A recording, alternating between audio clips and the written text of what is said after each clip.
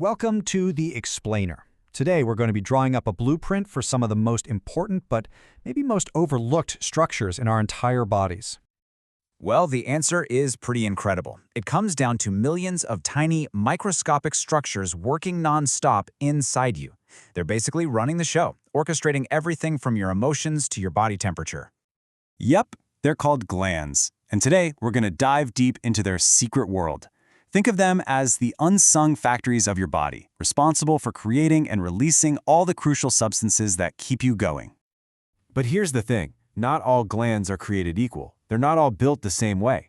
In fact, to really get a handle on them, anatomists ask a set of 4 key questions. It's like a checklist to create a detailed blueprint for every single one. All right, so let's jump right in and start our investigation. The very first, most basic question we have to ask is all about its fundamental design. And that question is, what is the shape of its secretory part? The actual factory floor, the part that does the work and makes the substance.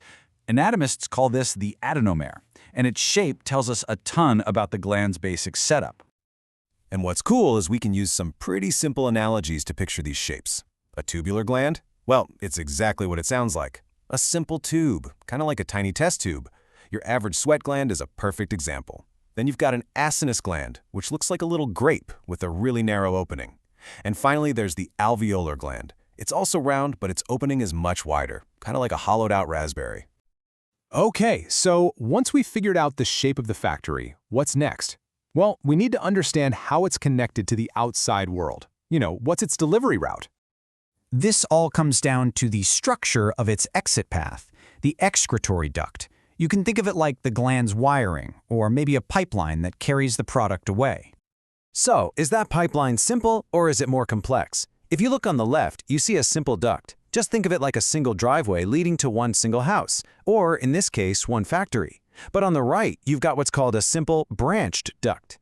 Here, you still have one main exit road, but it's connected to multiple factory units. It's like a bunch of houses in a cul-de-sac all sharing the same main driveway out.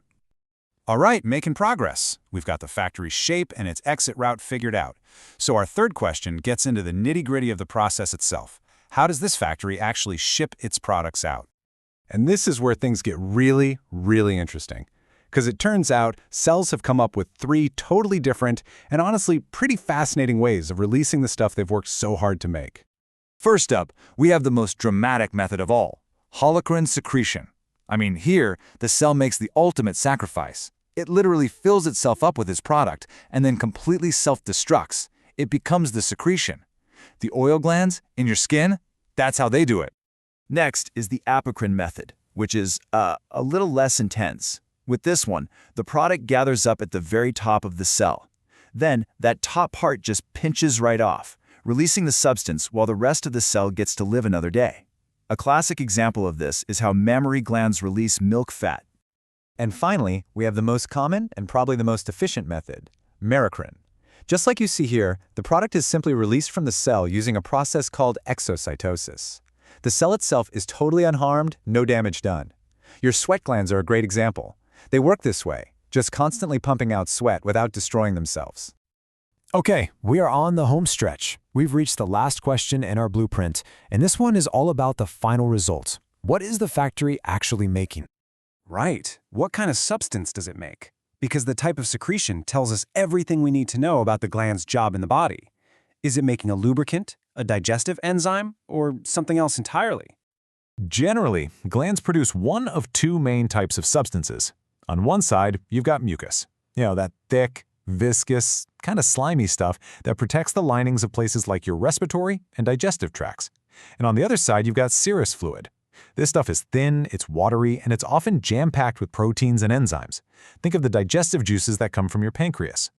And there you have it. By asking these 4 simple questions about the shape, the wiring, the delivery method, and the product, we can create a really detailed blueprint for just about any gland in the body. So you could say, oh, that's a simple tubular gland that uses merocrine secretion to produce mucus. And now you've got the language to describe it perfectly. So the next time you sweat or cry or even just digest your lunch, maybe you'll think about the incredible microscopic engineering that's making it all happen. It's just a great reminder that your body is built on this brilliant, logical design all the way down to its smallest little factories. Thanks for tuning in.